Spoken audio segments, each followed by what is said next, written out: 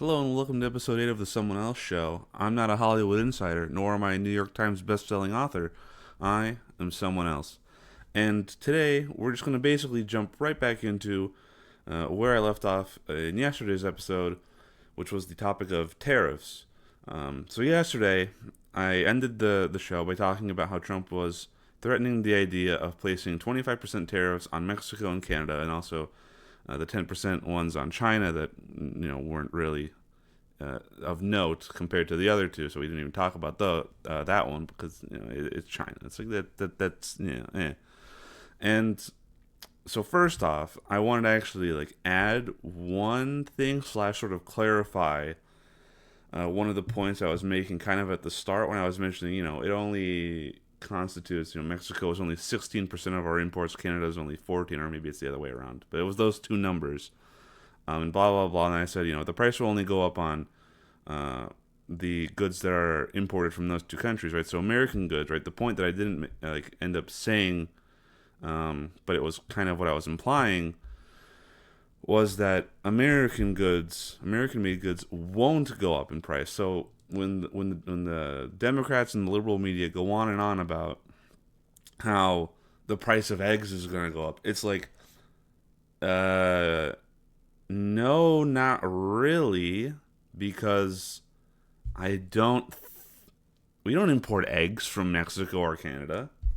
I don't think we import any eggs from anywhere. We have enough domestic egg production, and sorry, my voice is like a little bit scratchy. We have enough domestic egg production that we don't import eggs. So that's not going to be affected by these tariffs.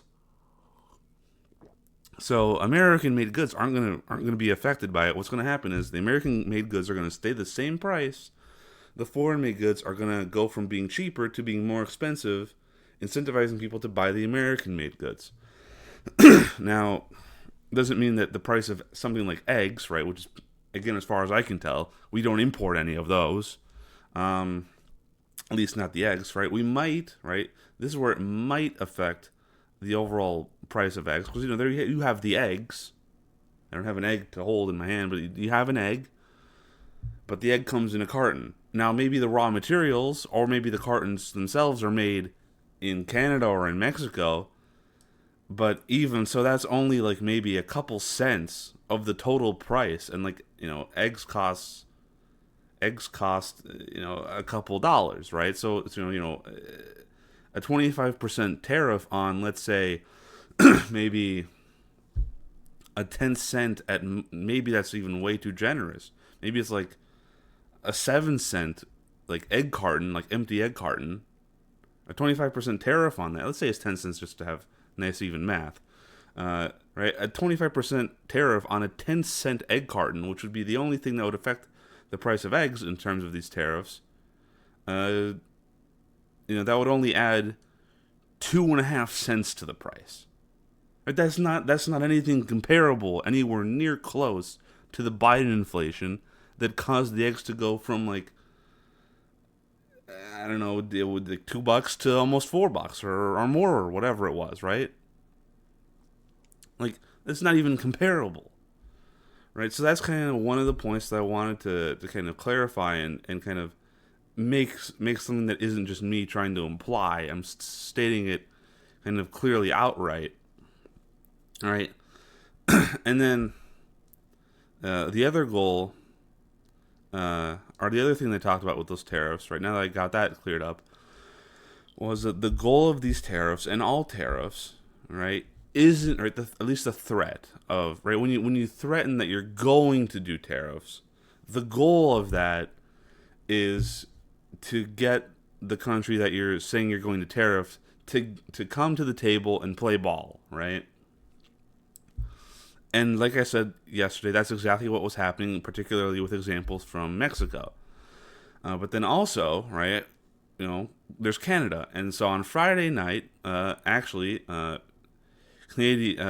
Canada's chief Taylor Swift fan and alleged prime minister, Justin Trudeau, actually went to meet with Trump at Mar-a-Lago on Friday night to also start hashing things out on what can be done to improve relations so that Canada does not get tariffed. which again goes along with what I'm saying. This is just to try and get Mexico and Canada in line. But something might kind of feel odd to people where it's like, well, like we know what the problem with Mexico is, right? There's the southern border. It's the southern border, right? We all know what the southern border is all about, right? It's the mass illegal migration. It's the cartels, right? The human trafficking, the drugs, right? It's famous, right? It's famous for these things, right? Everyone knows about it, right? No, but no one ever thinks about the Canadian border. It's just there, as far as most people are concerned. Right? Everyone thinks about the Mexico border, but no one ever thinks about the Canadian border. But there's still stuff that goes on at the Canadian border, right? And it's the same kind of stuff, right? It's maybe not to the same quantities as Mexico. It might not be as violent because maybe because they're Mexican cartels. They're not really Canadian cartels, right? Doing that kind of level stuff.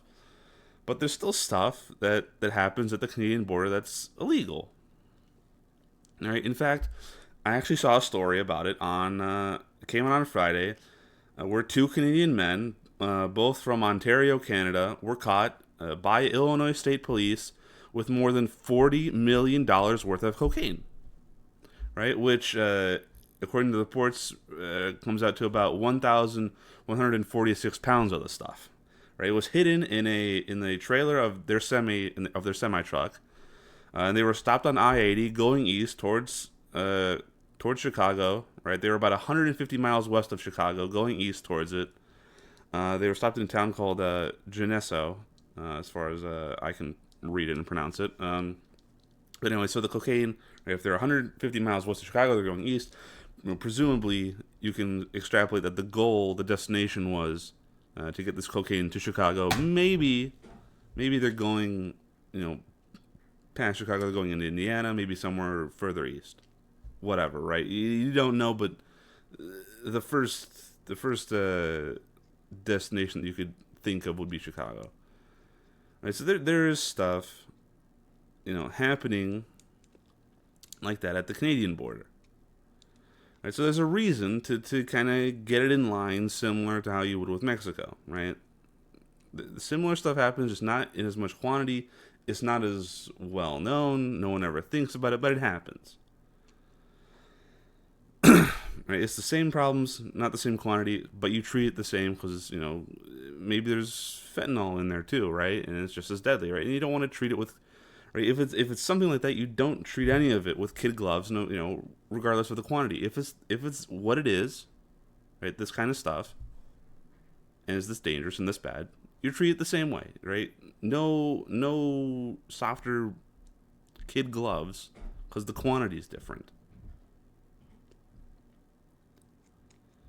Right, but there is new things actually on this whole tariff front. So there's this thing called BRICS, right? It's the International Political Alliance, not the building material brick, but it's called BRICS, which is a reference to the first letters of the names of the countries who founded this economic political alliance. Those being in order of the acronym: Brazil, Russia, India, China, and South Africa. Since it was founded like a decade plus ish ago, it has grown to include Iran, Egypt, Ethiopia, and the United Arab Emirates. And there are a bunch of other countries that have expressed some level of interest in joining. Too many even to name. So honestly, here is just the list from Wikipedia of various countries and their interest status with BRICS. So as you can see, you have right. Most of them have just stated that in some unofficial way that they are interested, which is why they are on this list. A much smaller portion actually have those numbers next to them corresponding to the legend below that list, right? Where one is that they have officially applied, two being that their application got accepted. Now they have to choose to ratify it, if you will, right? Whether or not they actually want to go through with joining now that they have the official invitation, I guess, to go. And three is that they applied, they got accepted, and they have decided to join. But that hasn't been written down in paper just yet, like not made completely official. They're not part of the fold officially, but they're going to be. It's confirmed that they're going to be. The most notable ones on the list, for me at least, would be definitely Turkey, because that's already part of NATO. So I don't know how that's going to play out. It seems like a little bit of a conflict of interests or ideologies or whatever you want to call it. Then there are some other notable ones, that are developed and have more robust economies. Those being Saudi Arabia, Thailand, Vietnam, and then also Serbia. And then the rest are pretty more third worldy, undeveloped, mostly African countries, right? Sub-Saharan African countries. Some small ones, and then also, I guess, Colombia and Venezuela from Latin America. But those are still also in complete disarray, so they're not even really that developed anyways. Then you have some, from the Middle East, and also a few small Asian countries as well. All right, so the point is, even if most of that list is relatively unimportant, it's still overall a large portion of just the world's nations. And then, like I said, you have the founding, right? Those are just the ones that are like going or have shown interest in joining. All right, you remember, you also have the founding members, right? Which are again Brazil, Russia, India, China, and South Africa, right? And also the other accepted nations: Egypt, the UAE, and Ethiopia, and Iran. Also, like, you look at it and it's like the concern is of this, like, being a truly legitimate issue in terms of threatening the world economy currently headed by the U.S. and then like NATO and G7. And the thing is, BRICS, as Trump put out in his statement when he announced that he would be doing 100% tariffs on BRICS, was he was threatening it if they go through with trying to get rid of the U.S. dollar as the reserve currency of the world, and just replacing it with either one of their currencies, like the Chinese yen, maybe, right, or making something completely new and proprietary, like a BRICS currency that would kind of be their version of the European Union's euro, right, the euro currency. Well, that hasn't happened yet. They haven't really gone through with making their own proprietary currency or choosing to do payments using like a international reserve of one of their own currencies. They have, though, launched their own like international payment structure with their own banking systems.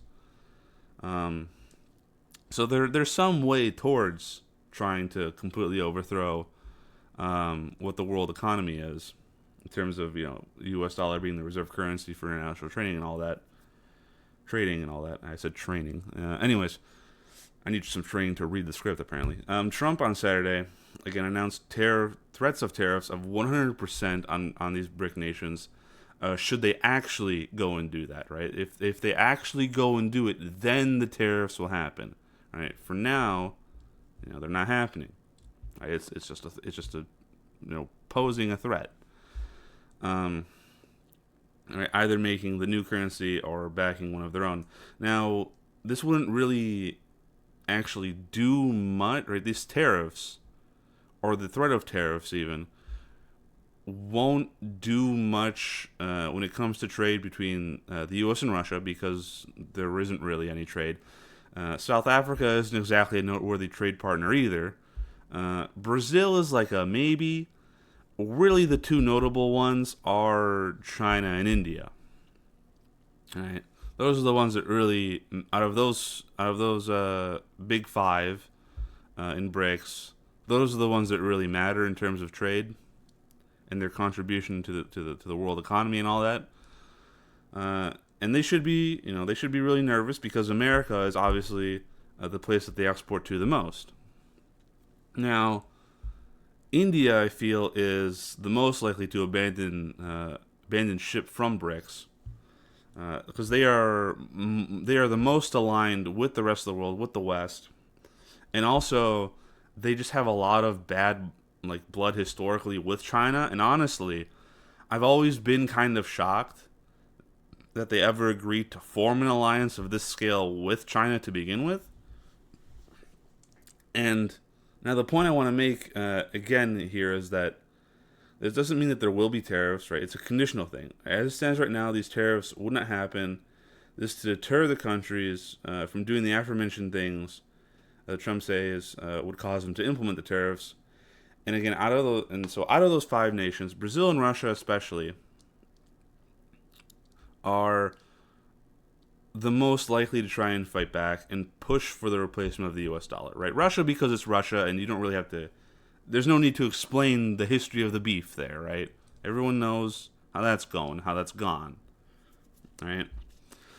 Brazil would be mainly out of if it does choose to stay with this whole BRICS thing, right, and go against the U.S. It would be mainly just because the current government in Brazil would do it out of spite because they really hate Trump and also Elon because they tried to block X and SpaceX and Starlink there and whatnot because they hate him too.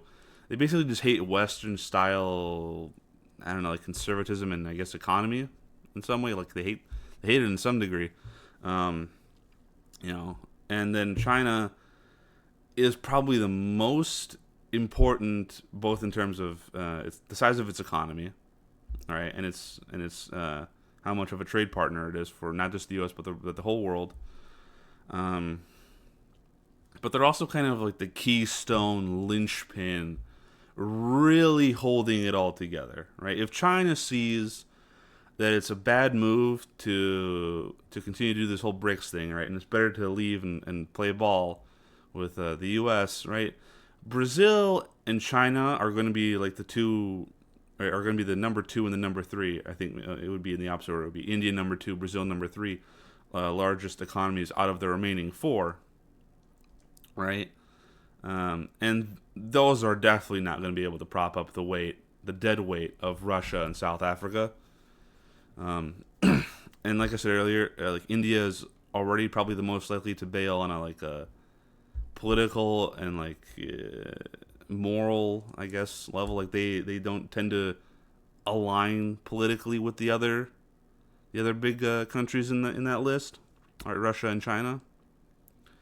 Right. So if India doesn't already leave before China, then when China leaves, India is not going to stick around to try and be the heavy lifter, keeping Russia and South Africa and also a little bit of Brazil even afloat in this whole BRICS thing. And so then India will absolutely leave, which will then leave South Africa, Brazil, and Russia. And South Africa is just they're the odd one out in the group, right? They're kind of the black sheep, right? They don't really have any real leverage at all, right? Russia might not have leverage with its economy, but it still has nukes, so that's at least something. And maybe has a lot of raw materials as well.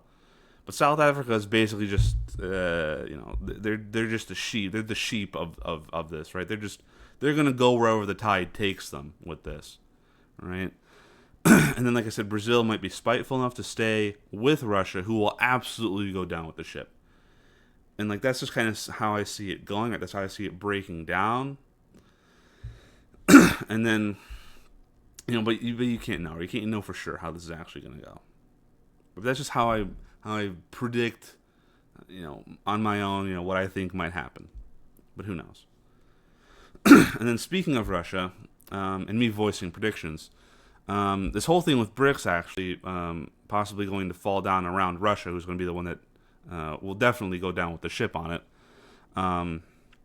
Obviously, would have an impact on its already questionable position in the war in Ukraine. Now, Trump's right, the Trump position is now just to try, right, like when he goes into office, the idea is, or like the widespread consensus among conservatives is, just try and find an end to the war as quickly as possible. Right now, the fastest way, obviously, would be Trump takes office and then immediately day one, both sides come to the negotiating table and they strike some sort of deal, right? No more fighting, right? Like we talked about before on the show, right? It's like they go to the negotiating table and what you have to do is you have to work out, end the war. Russia gets they're occupying territory, so they, maybe they get to keep some of it in exchange for Ukraine, then getting a truly solidified security guarantee, unlike the last time when that whole deal post-Soviet Union collapse where they had nukes and Russia wanted the nukes back. And it's like, well, we don't want to give the nukes back to Russia because then we're not going to have any sort of deterrent to stop Russia from invading. And then everyone said, well, we'll guarantee your security so Russia doesn't invade you. So give back the nukes. And they gave back the nukes, then over the right, then they were promised security from everyone else. And then eventually, now we're here, and that didn't happen, right? So this time around, you have to actually really, go to the negotiating table and actually secure truly legitimate, like, security reassurances and deterrences against Russia from just, after using the ceasefire to rearm, going back in and just starting the war over, right, anew. Right? So that would be the fastest option, right? Immediately go to the negotiating table. But, right, that's not going to happen day one. It's going to linger on a little bit more. And here's kind of an interesting thing that I'm seeing personally, right? This is my kind of perspective on it, which is that Russia's bargaining posture is, in fact, getting worse by maybe not the day, but definitely by the week, by the month, by the year. And it's not because Ukraine is suddenly just all of a sudden, beating them back, pushing them back towards the border, but because it feels more and more like Russia is just on the verge of falling apart, like a house of cards. Like just look at the more recent news, right? Obviously, the whole war has been more of a stalemate, right, which is already a loss for Russia, basically. All right. But then in more recent news, obviously, we just talked about BRICS, right, being kind of like this economic safety net that has been kind of sort of helping to prop them up when they got kicked out of the normal world economy, right, with the World Trade Organization, right, all these sanctions, blah blah blah blah blah. And so now that's going to fall apart on them. So now their financial back door, if you will, is going to collapse, leaving them with even less of a financial infrastructure. And the Russian ruble has already been on a steep downward trajectory over the past couple weeks. Right, it was already a super worthless currency. It's been super worthless since like 2001, 2002. But anyways, in September, right, of this year, right, a couple weeks ago, it was at roughly, right, 1 ruble was worth roughly 1 U.S. cent, right, 1/100th of a U.S. dollar, right? So now it has gone down since September. It has gone a 10% decrease, and now 1 ruble is worth only 9/10 of a cent, right? So it's a 10% decrease is still a pretty sharp decrease, right? Even if it's just going from 1 cent to 9/10 of a cent, that doesn't sound like a giant quantity, but percentage-wise, that's pretty big, right? And this was before the tariff, like the 100% tariff on BRICS nations threat was announced by Trump. So again, if BRICS falls apart, Russia's trade will get even worse. It'll just bring down this already starting to crumble ruble. It'll just make it collapse even faster, right? And then Russia is already at the point where it has to turn to North Korea for aid to try and get by in this war, right? Both in terms of aid in the form of munitions, but also manpower. Because in addition to its financial woes, Russia has been facing personnel problems, right? The fact that Ukraine has been able to stifle them as well as they have been, right, has brought down morale. And also just exposed Russia for being a terrible fighting force, right? Being a paper tiger. And now the war has dragged on, and they've lost more soldiers. And the war and how it's going isn't exactly sitting well with the Russian populace. Right, Putin already did a few partial mobilizations to kind of reinforce the lost numbers that have happened over the course of this war. But of course, it's been shown that these new incoming soldiers, right? They're basically just human meat shields, right? They don't get that much training. They're kind of rushed in. They're getting old weaponry, right? That's maybe even Soviet era in a lot of cases, right? And it's damaged, it's old, it's worn, right? So they're not really getting good equipment either, right? They're not getting training, they're not getting good equipment, right? Which means that these replacements are actually getting mauled faster than the ones that they are going there to replace, right? So the Russian people aren't actually, aren't really going to be that well receptive, right? They're not going to receive another either partial mobilization, let alone a full one.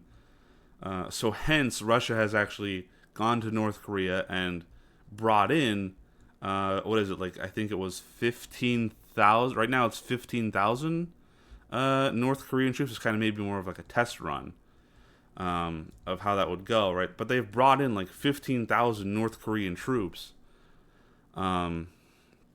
They're not in Ukraine yet. They're still on the Russian side of the border, maybe doing like supply line things, right? Freeing up the Russian soldiers that were doing the supply line thing to then go to the front.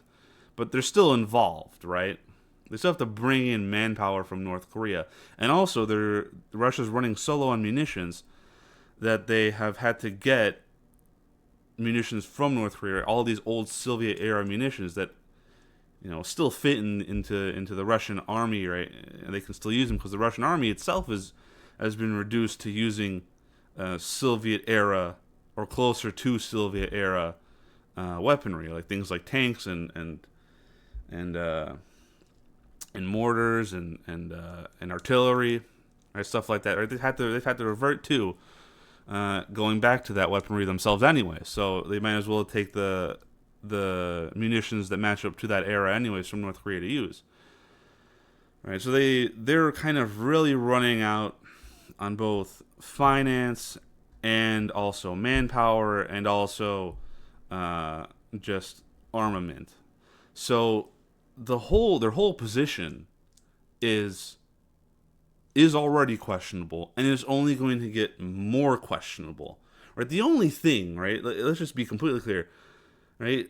If they didn't have nukes, right? If Russia didn't have nukes, they would get slapped in the next week. They would basically get carved up like a Thanksgiving turkey, right? They would, right? Right? Because if they didn't have nukes, NATO and the U.S. would just completely, fully back Ukraine. They would say, you know what, Russia, you have done this too many times in the past. We need to really, cut you down at the knees, right? We need to hit you in the kneecaps, right? Really make sure you stay down this time, right? Right? Almost do something like you did with Nazi Germany, where you occupy it, for how long did they occupy it after World War II? Like a couple decades, right? So you got to go in. Right? If Russia didn't have nukes, you would just go in there and do that, and you would just nip it in the bud, right?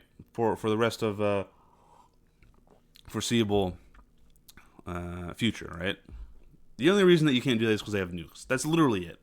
Right? If they didn't have nukes, it would be a foregone conclusion, right? But the point still being that Russia's overall posture at the negotiating table, right? Their bargaining chips, they don't have many, right?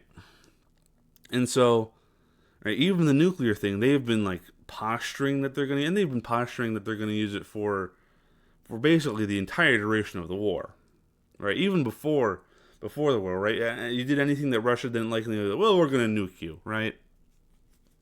Right? We're going to nuke you is basically their response to literally anything that goes wrong for them, right? And they've never gone and executed it, obviously, right? They've been all bark, no bite.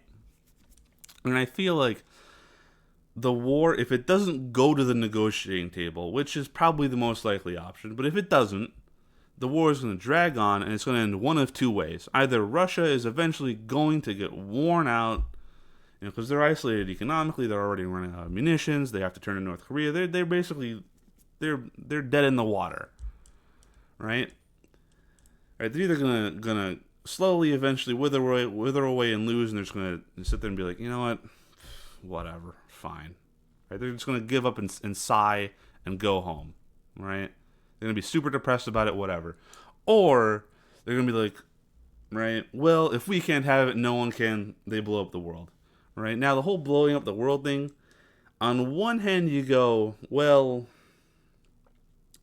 right, and on one hand, I want to say like, there's not a like terribly small chance that you could just call the bluff, right? And be like, well, you know what, we're just gonna completely finish this, right? If you're not gonna come to the negotiating table, right? If they don't, right? If they choose not to, and you have to continue the war, there's a pretty decent chance that you could just be like, you know what, you're gonna call your bluff. You're not gonna blow up the world, right? Putin's not gonna blow up the world. He doesn't want to rule, right? He wants to rule Russia. He doesn't want to not rule anything and be dead, right? So you can you can probably call the bluff if you were bold enough, right? But the thing is, right? It's you always take the safer bet, right? The safer bet is not to try and risk it, right? The smarter thing, or I'm not saying to actually, the smarter thing is to play it safe, right? Play it safe for the love of everything. Play it safe. Don't do anything stupid. Don't even risk nuclear war. Just don't do it. But I'm saying, don't be surprised if some way or another you end up winning the whole war in its entirety. Russia gets nothing in concessions, right? Or takes nothing away from the negotiating table, right? They just get pushed back into their own border, and everything goes back to how it was before the war, border wise. I'm just saying, don't be surprised if that could play out into happening. Now, moving back onto this side of the world, and things are a little bit less dreary. It's a thing that seems to be like it's going to be a regular topic that we're just going to have to go over every time, which is, what bold strategy are the Democrats going to try now, right? And how is it going to pay out, right? Is it, we're going to see how it pays off for them, Cotton, right? It's a bold strategy, right? And then, right, this time around, right, much like how the celebrity class of the Democrat Party, which is now also probably going to be known as the "What do you mean he's going to release the Epstein client list?" Right, and also, might I add, also the P. Diddy list soon, wing of the Democrat Party. Right, who all said they would move to Canada or the UK or maybe Australia or wherever else, right? And of course they most of them haven't. But now this week, right, the actual politicians of the Democrat Party are actually floating around the same idea. So New York State Senator Liz Krueger had, I believe it was Wednesday, called for New York, the state of New York, to withhold all of its tax revenue and secede from the United States, secede from the Union, and join Canada, along with, apparently, Connecticut, Massachusetts, and Vermont. We're not even getting the whole New England area. You're still missing Maine, New Hampshire, Rhode Island, New Jersey is right there. You're missing a big chunk anyways. Like, you would be creating like a what's it called, an enclave, an exclave in Maine and New Hampshire, because they would be like an island border wise. Anyways, that's kind of an awkward group of states anyways. But then they would combine to form what would be called the Southeast Province of Canada. Right, they were combined into one thing.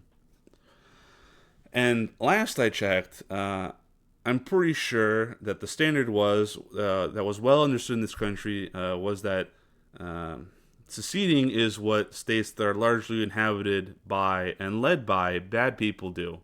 right? That's what those kind of states do, right? So, but anyways, she says as part of her reasoning that, quote, basically everyone in these states are progressive Democrats. We would fit in pretty well with the political philosophy of at least most of the Canadian elected officials. And that got me thinking, because that's pretty interesting. Because you heard during the election, right after the election, it's like Trump did pretty well, and he got like 33, or he got like a third of the vote in New York City, right? Forget New York State, New York City, he got a third of the vote, right? So you heard all this stuff, and it's like the whole state of New York was closer to flipping for Trump than Florida was for Harris, right? And so it's like you look at this quote, and it's like you say basically everyone. It's like that's interesting because her own state of New York, right, the whole state only went in favor of Kamala 55.9% to 44.1%, right? And if you look at all of those four states combined that were listed, right, New York, Connecticut, Massachusetts, and Vermont, and you combine all of the votes there, Kamala only got 58% of the vote compared to Trump's 42%, which that sure doesn't look like basically everyone to me. In fact, that sounds a lot closer to and what most people might call a pretty even split. Okay, so lying completely it's not as clear cut as she probably delusionally thinks she is, because she's probably in that liberal Democrat bubble where she thinks these are deep blue states. It's not that close. It can't be that close. And I'm telling you, it's closer than you think it is, right? And also, there's just no way to secede from the Union, right? When the Confederate States seceded, that was against the whole U.S. Constitution, and we fought a whole civil war over it for a reason, right? Like, you ain't leaving. Get the back here, right? So there's not even a way for you to actually do that. There's no process for that in the U.S. Constitution anyways. But moving on, in other news on the U.S. political front, yesterday, Trump nominated Kipyap Kash Patel to be the director of the FBI. And as alluded to earlier, right, the Epstein client list is just going to come out basically day one at this rate. And a little bit on Cash, right, as his nickname, right. He served as in Trump's first term. He served as chief of staff at the Department of Defense, deputy director of national intelligence, and senior director of counterterrorism at the National Security Council. And he played he played his part in taking down the Russia hoax and all that. And he's also done some lawyering in the past as well. All right. And then another thing about it that's more humorous is it might just piss off the Democrats even more than they already are, because this is another one of those picks, kind of like how Trump picked the first female attorney general. Trump has now picked the first person of color to serve as the FBI director. Right. So once again, just completely blowing away the narrative of how Republicans are the racist bigots. And Democrats aren't, even though the Republicans are now doing all of these firsts, right? That somehow the Republicans are doing all those firsts, but and somehow the Democrats didn't, even though Democrats are the ones that really like to focus in on this kind of stuff, right?